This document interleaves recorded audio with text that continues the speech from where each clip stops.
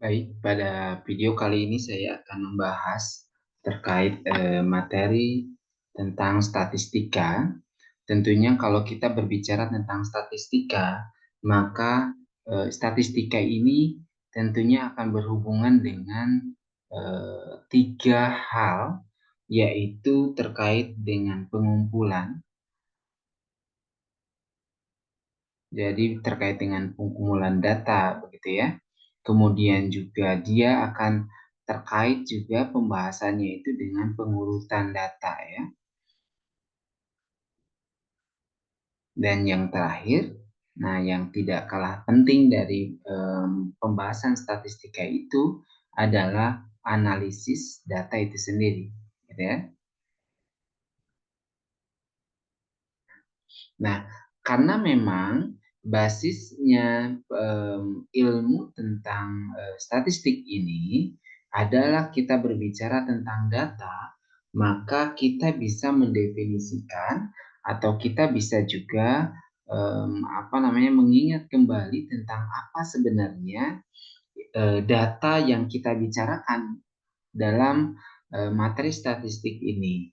Tentunya bahwa kita bicara data, maka data tersebut terdiri dari himpunan nilai-nilai. Jadi ini berupa himpunan ya. Himpunan atau boleh ya kumpulan begitu. Jadi ini data itu berbicara tentang himpunan nilai-nilai atau hasil dari pengamatan. Jadi hasil dari pengamatan. Nah, tentunya yang kita atau peneliti itu sendiri catat. Jadi memang data itu adalah himpunan nilai-nilai dari hasil pengamatan yang dicatat. Begitu. Nah, tentunya kalau kita bicara tentang data tadi, kalau misalkan, karena ini kan kumpulan data ya, himpunan data, maka segala kuantitas. Nah, jadi ya, segala kuantitas yang dapat memiliki jumlah nilai. Ya, jadi kalau misalkan kita ambil dari data ini, maka untuk setiap kuantitas, jadi untuk setiap kuantitas yang dapat memiliki sejumlah nilai, ini disebut dengan variabel. Jadi untuk setiap kuantitas yang memiliki gitu ya, memiliki jumlah nilai, ini yang dikatakan dengan variabel. Nah, maka dalam statistika itu kita akan berbicara nih, kalau bicara tentang variabel itu kan digolongkan ada dua sebenarnya. Kita bicara tentang ada yang disebut dengan variabel diskrit dan variabel kontinu. Nah, hanya kita berbicara masalah dua, di diskrit dan kontinu. Apa perbedaan antara variabel diskrit dengan variabel kontinu? Tentunya bahwa variabel diskrit itu adalah variabel yang dapat dihitung. Jadi dia itu hasil dari perhitungan. Jadi kalau ngomongin tentang data yang merupakan variabel diskrit, berarti itu adalah variabel-variabel yang dapat dihitung atau variabel di mana untuk variabel tersebut terdapat sekumpulan nilai-nilai yang sifatnya adalah pasti. Jadi nilainya ini udah nilai-nilainya pasti begitu seperti itu ya. Contoh misalkan banyaknya komponen dalam sebuah mesin gitu ya. Contohnya misalkan jumlah atau banyaknya boleh ya. Banyaknya komponen mesin atau bisa juga misalkan banyaknya nilai ujian kalkulus misalkan. Berarti kan nilai-nilai mahasiswa kita kumpulkan, nah itu adalah kita bicara tentang variabel diskrit yang memang itu hasil dari perhitungan. Jadi nilai-nilainya itu sudah pasti. Nah, tentunya kalau ada diskrit, lawannya itu adalah variabel kontinu. Kenapa disebut dengan variabel kontinu? Karena memang variabel kontinu itu adalah variabel yang dapat diukur. Nah, jadi ada perbedaan nih. Kalau diskrit itu bisa dihitung, kalau variabel kontinu itu merupakan hasil dari pada pengukuran atau diukur begitu. Nah, kalau kita bicara tentang diukur, berarti dia akan menggunakan skala yang kontinu. Begitu skala yang kontinu, maka hasilnya itu bergantung kepada apa? Tergantung kepada alat ukurnya atau ketelitian dari alat ukur, atau justru memang ketelitian daripada eh, si pengamat itu sendiri begitu. Nah, ini yang disebut dengan variable continue gitu. Contohnya misalkan apa nih kalau variable continue? Contoh misalkan kalau teman-teman itu mengukur atau mengecek kontur tanah, kontur jalan. Misalkan atau menggunakan teodolit. Makanya kan kalau teman-teman menggunakan teodolit itu pasti kita tidak boleh sama geser sedikit pun si alat itu akan mempengaruhi begitu loh derajatnya. Water pasnya gerak dikit aja, itu udah pasti kita problem begitu. Makanya variabel kontinu itu tergantung daripada alat ukurnya. Water pasnya benar nggak, misalkan, atau segitiganya itu betul nggak, atau misalkan simetris tidak. Ini kan akan berpengaruh kepada hasil dari pengamatan itu sendiri, atau misalkan si pengamatnya itu sendiri yang nggak bisa konsisten, misalkan dia gerak-gerak, banyak gerak dan lain sebagainya, mempengaruhi hasil pengukuran. Maka variabel kontinu itu biasanya si data-datanya itu senantiasa datanya itu biasanya penampilannya dalam bentuk koma, misalkan begitu ya. Jadi sangat banyak. Nah, sekarang kalau misalkan kita bicara tentang variabel, ada variabel diskrit, variabel kontinu. Misalkan kita memiliki nih data nih, datanya baik itu diskrit ataupun kontinu. Nah, maka nanti kalau kita berbicara tentang data itu sendiri, ditinjau dari cara penyajian datanya, maka data itu dibagi menjadi dua. Yang pertama nanti kita bicara tentang data tunggal. Nah, data tunggal itu contoh misalkan saya ambilnya adalah variabel diskrit ya. Contoh misalkan nilai kalkulus dari suatu ujian, misalkan skalanya adalah 10, misalkan nilainya adalah 3, misalkan 5, misalkan kemudian di sini adalah 6 dan 4, misalkan begitu ya. Nah, data tunggal, ini data tunggal, berarti diurutkan, atau boleh juga penampakan atau penyajian dari data tunggal itu disajikan dalam bentuk tabel. Ada N, ada frekuensi. N itu menyatakan nilainya 2, 3, 4, 5, 6 gitu loh.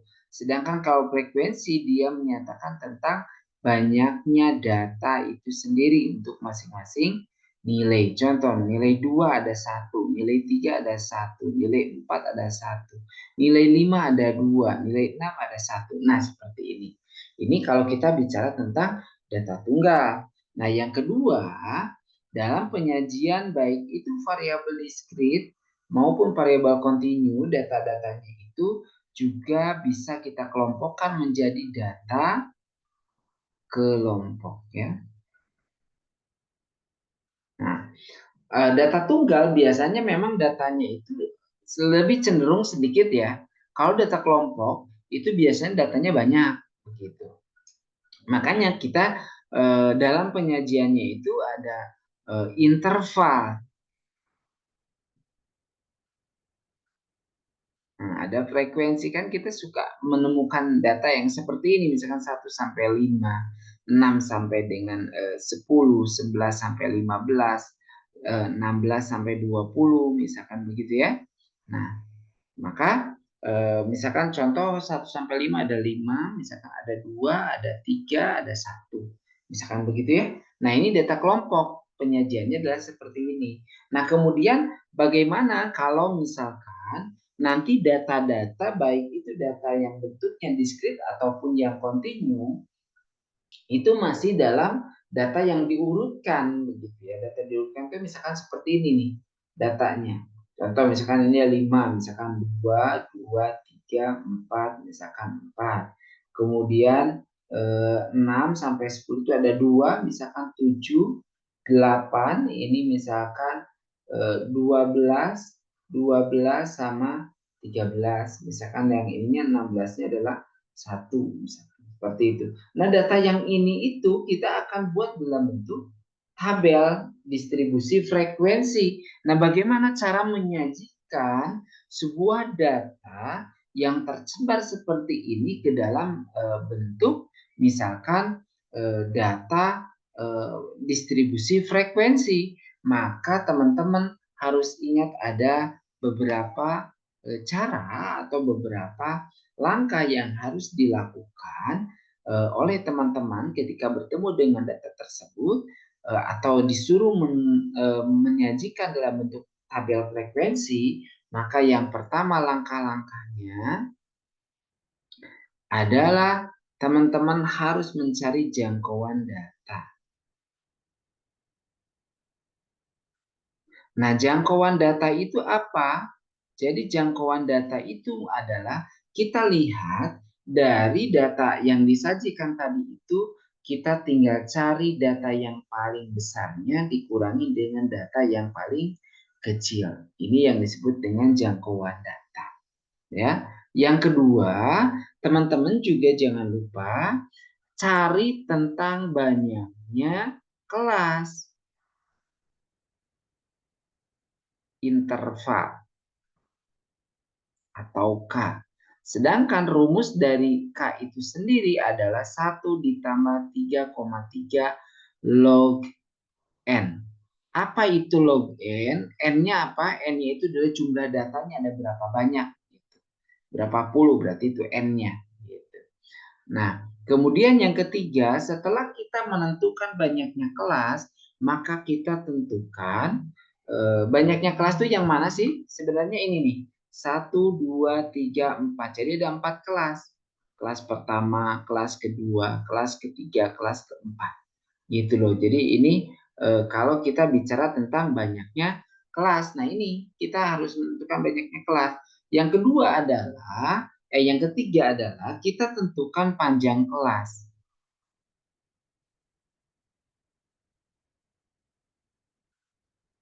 Nah, atau P. Sedangkan kalau rumus P itu sendiri sangat mudah, teman-teman kalau udah dapat jangkauan, tinggal bagi aja dengan nilai K. Ini adalah rumus dari panjang kelas interval. Dengan catatan, nih saya mengingatkan ada catatan khusus ketika kita mendapatkan kan nilai K dengan P itu biasanya dalam bentuk pecahan, bentuk desimal. Maka pembulatan yang kita lakukan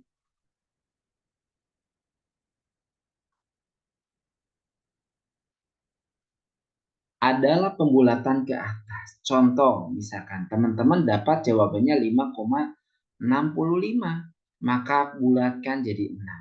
5,5 bulatkan jadi 6. 5,12 bulatkan ke atas juga. Jadi semua dibulatkan ke atas. Kalau ada koma-koma, ya seperti itu.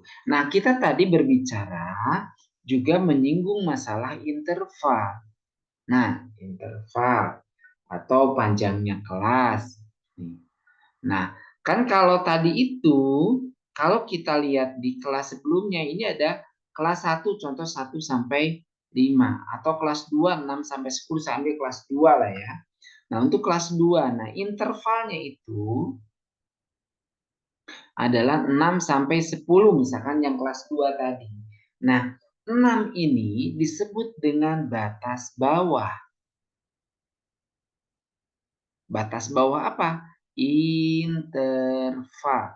Sedangkan 10 disebut dengan batas atas interval.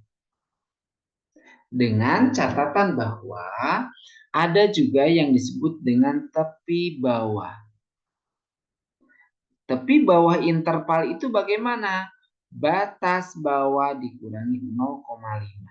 Maka kalau yang di sini mah batas bawahnya jelas. 6 dikurangi 0,5 adalah 5,5 gitu. Sedangkan nanti ada tepi atas. Berarti kalau tepi atas mah adalah batas atas ditambah 0,05. Berarti batas atasnya adalah 10,5. Jadi ini langkah-langkah yang tidak boleh dilakukan atau tidak boleh kita lewati dari suatu pengelompokan atau penyajian distribusi frekuensi data, distribusi frekuensi begitu. Nah, kemudian selanjutnya adalah bagaimana nanti kita disuruh membuat histogram, misalkan ya, atau data yang sudah kita dapatkan itu, yang sudah kita tampilkan disuruh membuat histogram. Nah, kita akan contoh saja di sini. Misalkan kita diberikan data seperti ini, maka teman-teman yang harus dilakukan untuk misalkan pertanyaannya buatlah tabel distribusi frekuensi dan histogramnya, gitu ya. Bisa disuruh seperti itu. Maka kita akan mencari J-nya, gitu. J-nya itu berapa? J-nya itu berarti data yang paling besar dikurangi data yang paling kecil. Data yang paling besar di sini itu adalah 66. Berarti 66 dikurangi dengan yang terkecil adalah 11. Maka jawabannya 55. Sedangkan kalau misalkan nanti teman-teman disuruh mencari langkah yang kedua kan. Langkah kedua, langkah yang pertama jangkauan, langkah yang kedua itu teman-teman disuruh mencari banyaknya kelas.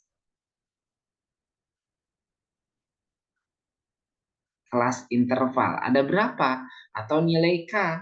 Nilai K itu didapatkan dari 1 ditambah 3,3 log dari N. Karena N-nya itu kalau kita lihat 1, 2, 3, 4, 5, kesininya ada 10, berarti 50, maka 1 ditambah 3,3 log 50. Gitu ya, jadi nanti kita tinggal cari saja log 50 itu berapa.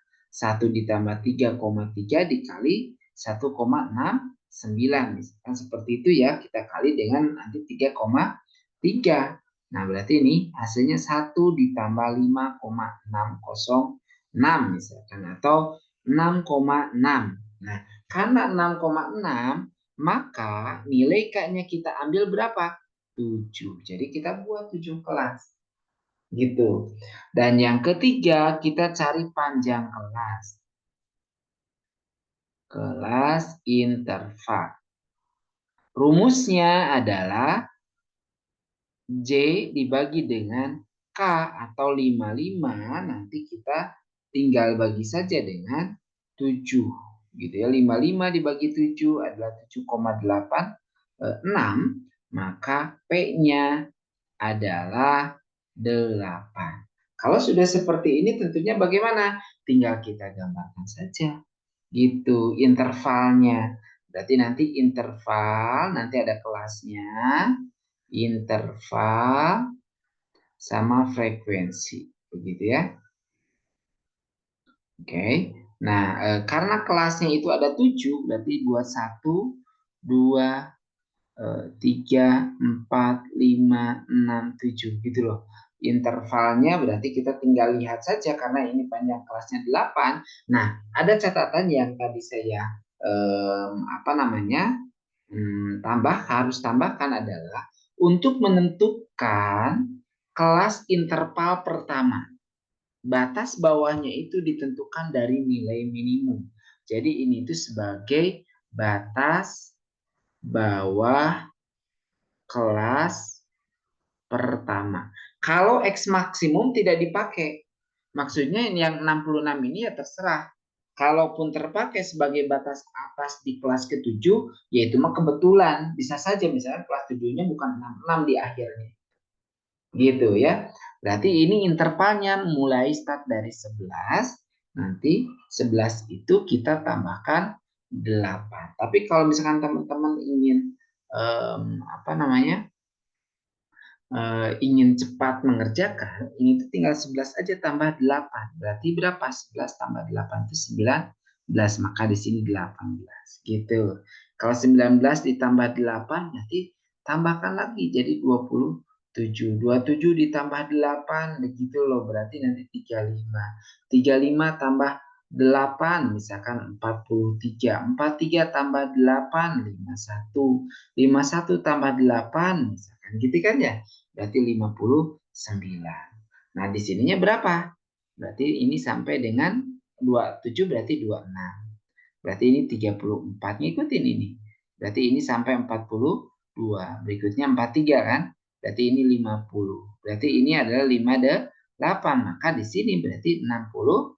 Nah, ini tuh kan jumlahnya 8 semua nih, ditambah 8 gitu, atau apa namanya 50 dikurangi 42 kan 8, selalu dikurangi 8. Berarti nanti 58 dikurangi 50 kan 8, maka ini tinggal ditambahkan aja 66. Nah, ini kebetulan 66 itu nilai maksimum walaupun dia bukan. Seterusnya kita cari frekuensinya. Nah, frekuensinya tinggal dicari saja 11 sampai 18. Ada berapa biji di sini? 11. Oke, 1. 11. 1, kemudian ada lagi kah? Oke, 2 ya. Berarti kita punya data 2. 19 sampai 26, teman-teman tinggal cari. Nah, oke, berarti di sini ada 4. Kemudian 27 sampai 34, dia ada 7 buah. 35 sampai 42 tinggal dihitung. Di sini ada 13. Kemudian 43 sampai 50 dia juga ada 13 ternyata. 51 sampai 58, ini 58, ini ada 7. Kemudian 59 sampai 66 dia adalah 4. Nah, ini adalah tabel frekuensinya. Maaf ya, ini kurang rapi gitu ya. Oke, nah kalau setelah seperti ini adalah tabel distribusi frekuensi. Bagusnya memang kita bisa menggunakan juga cara turus ya, tanda turus juga itu membantu, akan sangat membantu. Jadi sebelum ke sini itu sebenarnya harusnya ada turus dulu gitu. Ya, misalkan 2, di sini ada 4 gitu ya. Turus itu harusnya begini dulu. Ini ada 7, 1, 2, 3, 4, 5, 6, 7 gitu. Ini pakai turus dan seterusnya. Berarti ini ada 13 gitu ya. Dan seterusnya. Gitu. Nah, untuk menggunakan histogram, teman-teman tolong skalanya harus bagus. Jadi histogram itu nanti ini nilai Y-nya. Nah, berapa saja tinggal lihat angkanya di sini. Oke, bisa kelipatan 5 gitu ya. 5 misalkan ini 10, kemudian ini 15 cukup ya. Nah, di sini batasnya yang pertama ini yang 2 itu sekitar di sinilah. 2. Kemudian berapa lagi? 4. Nah, berarti di sini 4 gitu. Kemudian berapa lagi? 7. Nah, berarti dia ada 7 gitu. Kemudian berapa lagi? 13 misalkan di sini. Oke, 13. Kemudian juga 13 masih sama ya. Berarti nanti di sini kemudian 7 masih sama. Yang terakhir 4. Oke, berarti dia seperti ini. Nah, untuk batasnya, teman-teman bisa menggunakan data yang ini.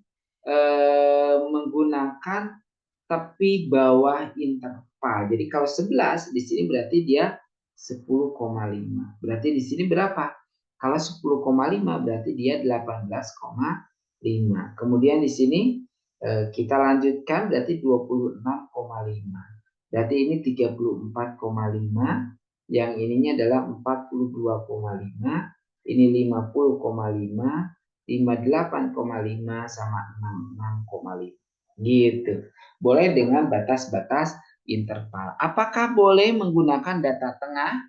Misalkan XI, data tengah boleh. Menggunakan XI juga nggak apa-apa. Kalau menggunakan XI berarti tinggal 18 ditambah 11 ditambah 18 kita bagi 2 gitu. Berarti nanti 14,5. Berarti ini tambah aja 8 ya, 14 berarti 24,5. Tambah 8 lagi 27 atau ditambah 34 dibagi 2 berarti nanti 32,5. Berikutnya berarti 40,5. Di sini berarti 48,5. Berarti nanti 56,5. Dan yang terakhir adalah 64,5. Gitu. Berarti boleh nanti teman-teman di sini tuh yang di sini maksudnya nggak pakai batas bawah dan atas, langsung saja saya mau 14,5. Di sini tulis 24,5. Di sini misalkan 32,5. Yang ininya 40,5, ini 48,5, ini 56,5, kemudian ini 64,5. Boleh seperti itu ya. Jadi teman-teman dalam penyajian histogram gitu. Kalau misalkan kita bicara tentang datanya data yang berkelompok begitu. Nah, kemudian berikutnya juga untuk data-data ini ya, teman-teman ingat untuk data-data continue juga sama. Cuman kalau continue itu lebih cenderung banyak datanya lebih rapat ya. Kenapa dikatakan rapat? Karena memang biasanya misalkan 45,05, 45,52 misalkan. Jadi lebih rapat begitu antara satu data dengan yang lainnya walaupun memang itu tergantung dari si penyajian data itu sendiri begitu ya. Nah, selanjutnya kita akan bicara tentang data-data atau ukuran dari kecenderungan atau pemusatan data. Ya, jadi kita akan bicara tentang ukuran pemusatan. Nah, apa saja ukuran pemusatan data? Ukuran pemusatan data itu yang akan kita pelajari adalah ada rata-rata atau mean ya, X bar. Kemudian ada median. Median itu adalah data tengah ya teman-teman. Kemudian ada yang terakhir kita akan membahas tentang modus. Modus itu adalah data yang frekuensinya terbanyak atau data yang paling sering muncul. Nah, median juga sebenarnya ini sama dengan kuartil kedua, gitu ya. Nah, ingat kuartil itu ada berapa? Ada tiga, berarti kuartil 1, 2, 3. Kuartil atas, kuartil bawah, dan kuartil tengah. Nah, ini kita bicara tentang kuartil. Kenapa? Median dengan kuartil sama ya? Sama karena kuartil 2 itu adalah kuartil tengah. Gitu. Median juga data tengah dari suatu data. Nah, saya sedikit singgung tentang kuartil. Kuartil itu istilahnya dari kuartet. Kuartet itu 4. Jadi kuartil itu adalah aturan membagi data menjadi 4 bagian sama besar. Secara sederhananya, saya memberikan ilustrasi terkait dengan kuartil. Itu kalau kita misalkan ada kerja kelompok, misalkan kita sedang kerja kelompok, teman-teman kerja kelompok 4 orang anggotanya terus lapar, ingin beli roti bakar. Maka roti bakar kita minta kepada penjualnya untuk membagi membagi rotinya menjadi 4 bagian sama besar, maka si emang itu akan membaginya, memotongnya dari tengah-tengah. Kan begitu ya? Karena nggak mungkin pakai penggaris juga kan, biasanya dari tengah-tengah. Udah gitu baru dia iris lagi kirinya dan kanannya, atau dari kanan dulu baru ke kiri. Nah, kita lihat di sini ada 4 bagian sama besar. Nah, ini yang kuartil. Kuartil itu yang mananya? Irisannya. Nah, berarti ini Q1, Q2, dan Q3. Kapan kita melakukan irisan? Kapan dilakukan irisan oleh penjual tadi? Maka dia akan mendahulukan Q2 dulu. Baru Q1 dan Q3 atau Q3 dan Q1.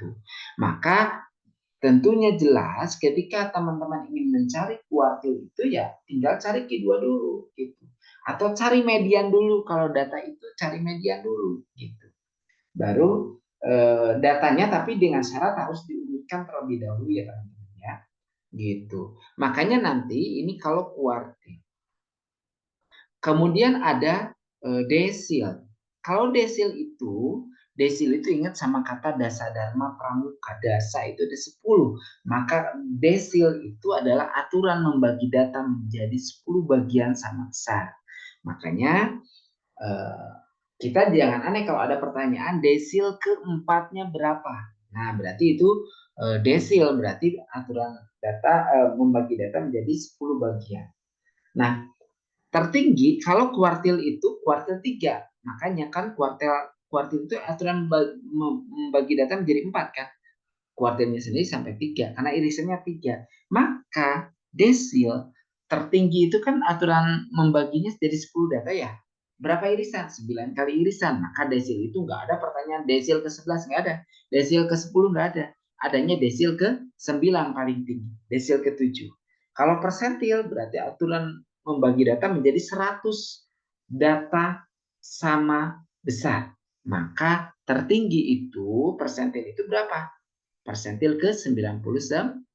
Nanti kita akan cari tahu bagaimana cara mencari median dan kuartil, desil atau persentil setelah kita bahas tentang rata-rata terlebih dahulu.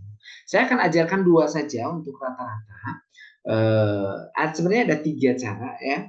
Cuma saya akan ajarkan untuk rumus base-nya saja. Rata-rata itu bisa menggunakan rumusnya untuk yang rata-rata ya.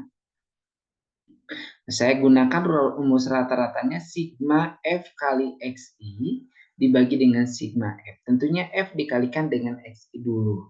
Jadi kalau misalkan tadi kita punya data interval, ada frekuensi misalkan 1 sampai tadi 11, misalkan 11 sampai yang tadi datanya yang ini ya. Nah, 11 sampai dengan 18 misalkan gitu ya. Jadi 11 sampai 18, kemudian 19 sampai dengan berarti kalau ini tinggal ditambahkan saja 8 ya. Berarti sampai dengan 26 ya. Seperti itu. Nah, di sini 26, kemudian 25. Nah, kalau 25 nanti kita tinggal tambahkan 8 saja, berarti nanti ini 33 gitu ya. Kalau nggak salah 33 ya kita.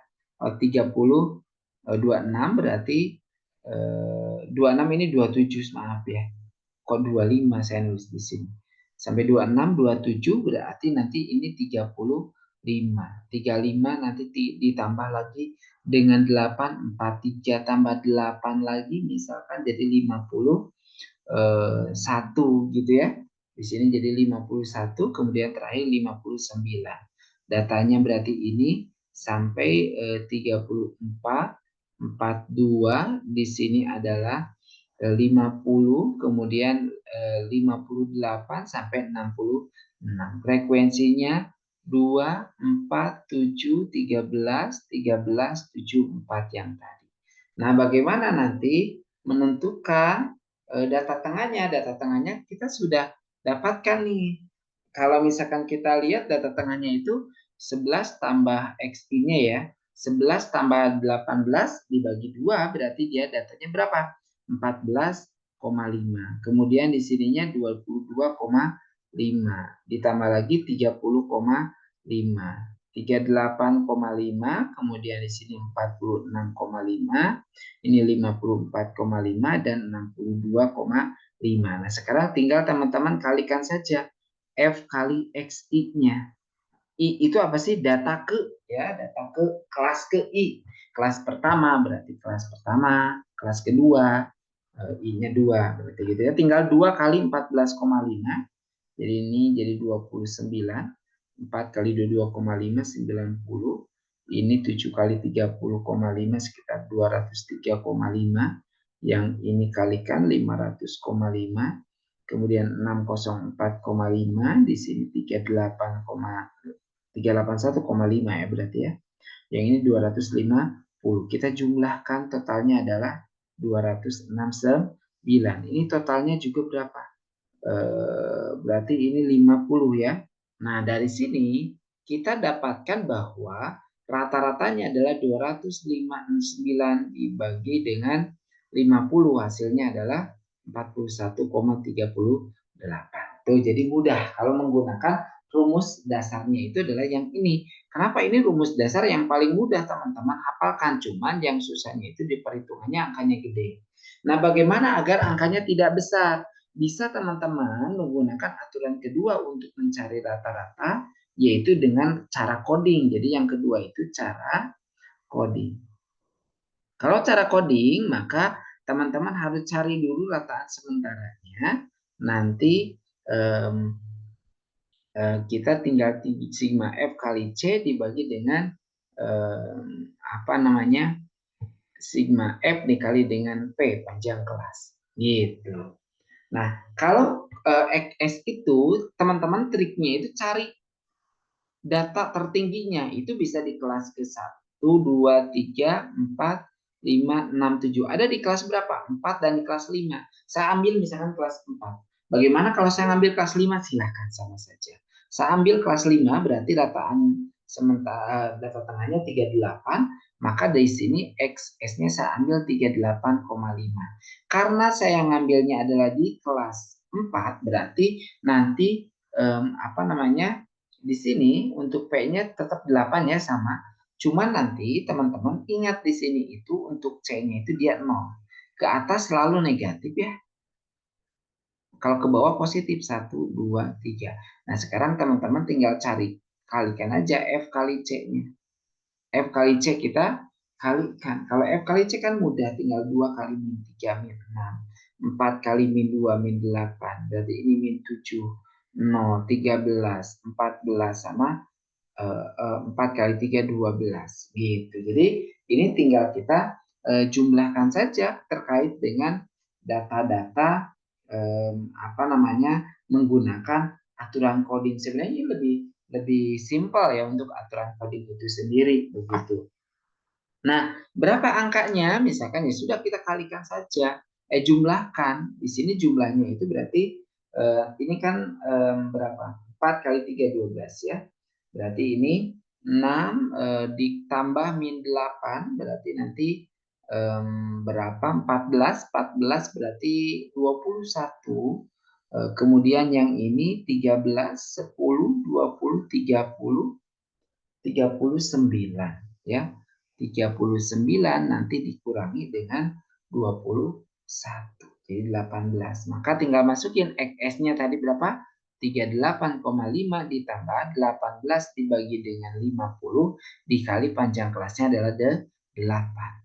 Gitu. Berarti nanti ini hasilnya sama 41,38. Jadi lebih mudah sebenarnya untuk mengerjakan soal yang seperti ini menggunakan aturan coding, begitu ya. Nah, yang kedua saya akan jelaskan tentang rumus dari median. Jadi yang B itu saya akan gunakan atau akan membahas tentang cara mencari median. Median rumusnya adalah tepi bawah ditambah I per 4N dikurangi F kumulatif dibagi frekuensi kelas median dikali dengan P. Apa itu I per 4 NI? Itu sebenarnya ini saya gunakan aturan kuartet ya, kuartil. Kuartil itu kan 4 bagian, berarti per 4. Nah, karena median itu sama dengan Q2, berarti nanti I-nya itu yang saya gunakan I-nya itu adalah 2. Makanya ada 2 per 4, jadi setengah N. Makanya kan kalau aturan rumus median itu di bawah ditambah setengah N min F kumulatif dibagi dengan frekuensi kelas median kali P. Gitu. Nah, saya kenapa gunakan I per 4? Karena mungkin saja pertanyaannya adalah tentukan kuartil pertama. Berarti 1 per 4 kali N. N-nya adalah jumlah dari frekuensinya. Ini adalah N-nya. Gitu, seperti itu. Ya. Nah, kemudian ini adalah N. Oke. Nah, kalau misalkan ditanyakan adalah kuartil ketiga berarti 3 per 4 kali 50. Gitu. Kalau ditanyakan desil ke-7 berarti 7 per 10. Nah, kenapa desil? Desil itu kan per 10. Kalau kuartil per 4 kuartil. Kalau persentil ke-20, 20 per 100 nantinya. Kali N 50. Gitu. Nah, ini penting ya kalau misalkan nanti pertanyaannya adalah desil atau persentil. Nah, sekarang langkah pertama itu teman-teman harus fokus kepada cari dulu nilai dari ini. Dari 1 I per 4N-nya. Berarti nanti I per 4N kita dapatkan berarti I itu berarti median. Median itu sama dengan Q2. Berarti 2 per 4 dari N atau setengah dari 50, 25. Nah, kita cari data ke-25. Nah, ini 2 ditambah 4. 6 tambah 7 berarti 13. 13 tambah 13 berarti 26. Nah, berarti 25 itu ada di kelas mana? Di kelas ini berarti. Karena kan data kelas ketiga itu sampai dengan angka 7 aja. Data ke-13. Data ke-14 sudah masuk ke kelas ke-4. Nah, maka dari sini kita dapatkan karena ini 25, tapi bawahnya berarti nanti 35 dikurangi 0,5, 34,5. P-nya adalah 8. F kumulatifnya berapa? F kumnya itu berarti nanti yang di atas ini jumlahkan 7 tambah 4 tambah 2. 7 tambah 4 tambah 2 sama dengan 13. Kemudian frekuensi kelas mediannya ya udah 13 juga ya, karena ini melihatnya dari sini. Tinggal masukkan ke rumus bahwa mediannya berarti nanti 34,5 ditambah dengan berapa itu? 25 gitu ya. 25 dikurangi 13 dibagi 13 dikali dengan panjang kelasnya 8. Berarti nanti 34,5 ditambah. Jadi nanti teman-teman tinggal langsung saja diselesaikan begitu. 25 nanti dikurangi dengan 13 gitu ya. Jadi 25 dikurangi dengan 13 berarti 12 ya. 12 kali 8 dibagi dengan 13. Jadi teman-teman bisa kalikan dulu nih si berapa? 12-nya dikali dengan 8 dulu. 96 baru nanti teman-teman tinggal dibagi dengan 13 gitu. Jadi nanti ini 34,5 ditambah dengan 7,38 gitu ya. Jadi nanti kita tinggal tambahkan saja. Hasilnya adalah 41,88. Nah, ini adalah medianya. Dan yang terakhir untuk data pemusatan, saya jelaskan terkait dengan modus. Modus itu adalah data yang sering muncul karena frekuensi tertingginya ini ada 13, sama-sama 13. Berarti modusnya ada 2, tetapi boleh teman-teman salah satu karena si jawabannya mungkin saja dia sama. Gitu ya. Oke, kita ambil saya kelas pertama saja. Berarti modusnya saya ambil di 35, intervalnya sampai dengan 40, 42. Berarti nanti rumus modus sendiri kan tepi bawah ditambah D1 per D1 plus D2 dikali dengan P. Tepi bawahnya berapa? Berarti 34,5. D1-nya berapa? Nah, teman-teman perhatikan untuk D1. D1 itu adalah ini. Nah, ini D1, D2-nya adalah ini, D2. Berarti D1 itu, jangan lupa D1 itu adalah 13 dikurangi 7, yaitu 6. D2-nya berapa? 13 kurangi 13, jadi 0. Berarti di sini tinggal 6 per 6 plus 0 dikali dengan panjang kelasnya adalah 8. Begitu. Jadi berapa nih? 34,5 ditambah 8. Berarti 42 ya, 5. Gitu. Jadi ini adalah modusnya ada di 42,5. Kalau teman-teman nanti coba cek, gunakan kelas intervalnya adalah kelas yang 43, coba yang 43 sampai 50. Nanti dicoba aja, otret-otret hasilnya adalah sama, 42,5. Nah, ini teman-teman untuk pembahasan dari ukuran pemusatan. Nah, sekarang kita akan berbicara, kita akan coba cari nilai dari data-data dispersi atau penyebaran, begitu ya. Untuk data-data dispersi atau penyebaran, kita harus ingat sebenarnya ada beberapa hal yang harus diperhatikan terkait dengan dispersi ini. Ya, kita bicara tentang dispersi. Jadi kalau dispersi itu berarti tadi kan kita bicara tentang rata-rata, modus, median, itu kan memberikan, kalau data pemusatan itu adalah informasi yang penting untuk membicarakan tentang atau menyajikan tentang keseluruhan data yang dicatat. Gitu. Itu kalau kita bicara tentang pemusatan. Sedangkan kalau penyebaran, kita sebenarnya penyebaran itu untuk melengkapi data-data pemusatan. Kenapa? Karena kalau misalkan data tentang rata-rata, modus, median, sebenarnya ini ketiganya tidak memberikan informasi tentang dispersi dari nilai-nilai di sekitar nilai tengah. Jadi tidak menyampaikan itu begitu. Contoh misalkan kita punya data nih contohnya. Misalkan 26, 27, 28, misalkan 29, 30. Nah, gitu ya. Nah, ini kalau kita cari rata-ratanya ini 28 gitu loh. Tapi kalau kita ada data lagi misalkan 5, 19, 20, 36, 60. Ini rata-ratanya juga sama 28. Nah, teman-teman perhatikan dari dua set ini. Ini mempunyai rata-rata sama, tetapi terlihat sangat jelas bahwa set data yang pertama itu lebih rapat teratur di sekitar rata-ratanya, di sekitar angka 28. Ya kan gitu kan? Ini terpusat hampir di sekitar 28. Jadi rapat sekali, berbeda dengan data yang kedua gitu. Untuk kasus yang kedua ini tentunya lebih apa ya? Lebih tidak teratur dan renggang jauh ke angka 28. 28 ada di sini. 28 itu 5 ke 28 jauh, 60 apalagi ke 28 jauh begitu. Nah, inilah yang kita akan bicarakan bahwa terkait dengan dua set yang saya berikan ini, yang atas dengan yang bawah, memiliki rata-rata sama tapi terlihat jelas mereka itu berbeda. Gitu. Dengan demikian, kita memerlukan satu ukuran yang menyatakan bahwa penyebaran nilai-nilai di sekitar nilai rata-rata. Ada alternatifnya, yang pertama adalah dengan jangkauan. Nah, jangkauan atau J itu kan rumusnya kita jelas. J itu adalah nilai maksimum dikurangi nilai minimum.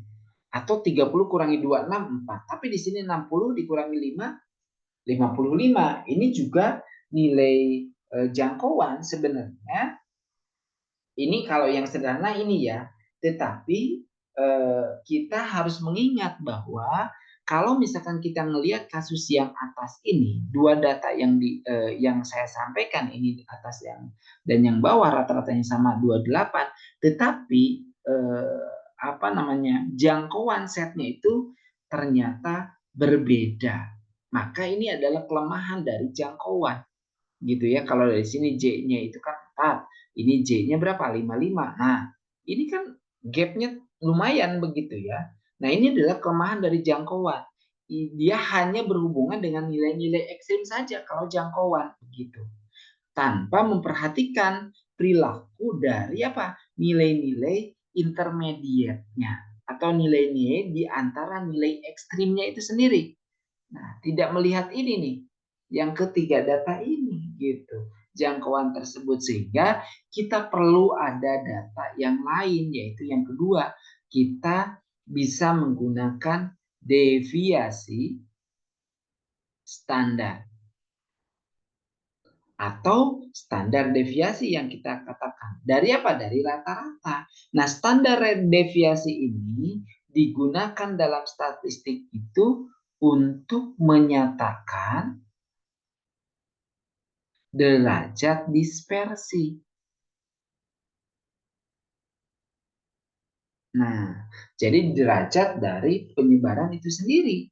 Nah, deviasi standar ini tentunya sangat memperhitungkan, dia itu sangat memperhitungkan deviasi. Jadi standar deviasi ini memperhatikan, jadi sangat memperhatikan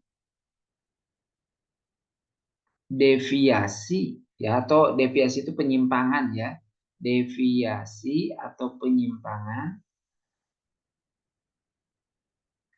dari setiap nilai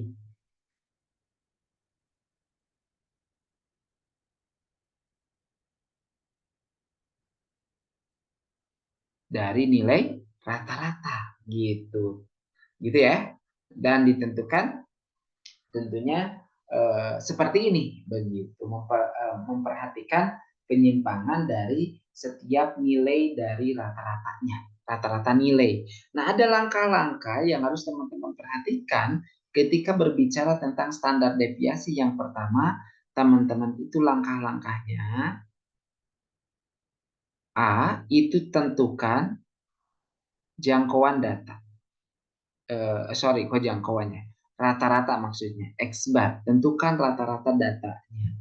Setelah rata-rata kita cari, kemudian barulah kita cari deviasi setiap nilainya, gitu ya, deviasi atau penyimpangan setiap nilainya, gitu. Yang B itu cari deviasinya.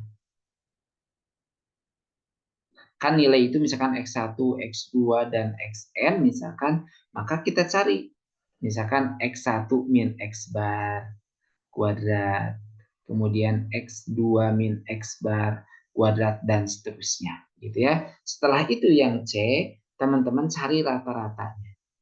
Rata-rata dari apa? Dari deviasi atau rata-rata dari deviasi itu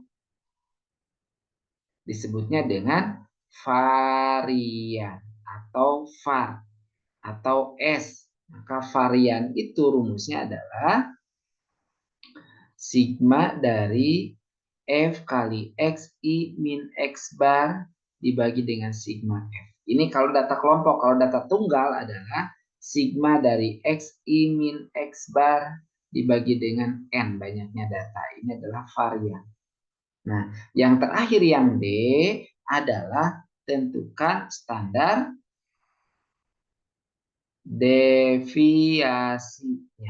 Standar deviasi itu bagaimana rumusnya? Akar dari varian atau akar dari sigma F kali XI min X bar kuadrat, nanti dibagi dengan sigma F, gitu ya. Nah, ini kalau disebut dengan standar deviasi. Misalkan kita punya data nih, datanya yang tadi. Kita disuruh mencari standar deviasi dari data yang sudah diberikan. Misalkan tadi intervalnya sudah diberikan contoh di sini kelasnya, ini intervalnya. Kemudian ada frekuensinya. Nah, ini misalkan interval 11 sampai 18, 19 sampai 26, 27 sampai 34, 35 sampai dengan 42, 43 kita sampai 50, 51 sampai 58, 59 sampai 60. Nah,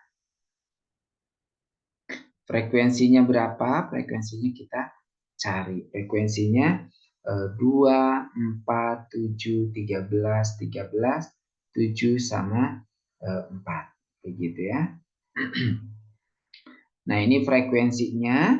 Kemudian yang kita perlukan itu kan rata-rata ya. Rata-ratanya mah tadi sudah. Rata-ratanya misalkan kita sudah dapatkan rata-rata itu tadi kalau nggak salah 41,38 ya.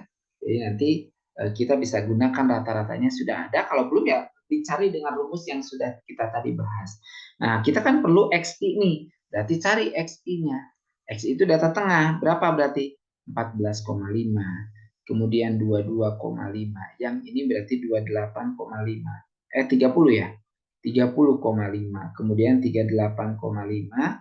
Kemudian dia 46,5, kemudian 54,5, dan 62,5. Ini XI-nya. Kemudian setelah itu kan kita perlu XI min X bar. Berarti nanti rata-rata 14,5 dikurangi dengan 41,38. Berarti nanti ini min 26,88. Ini min 18,88. 88, kemudian ini min 2,88, kemudian ini adalah 6,12, kemudian ini positif ya, nggak negatif ya, karena kan 46 dikurangi 41, positif. Kemudian 13,12 dan 21,12. Kemudian setelah itu barulah kita cari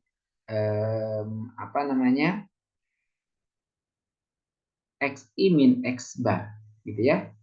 XI min X bar. Jadi kita cari XI min X barnya berapa, begitu.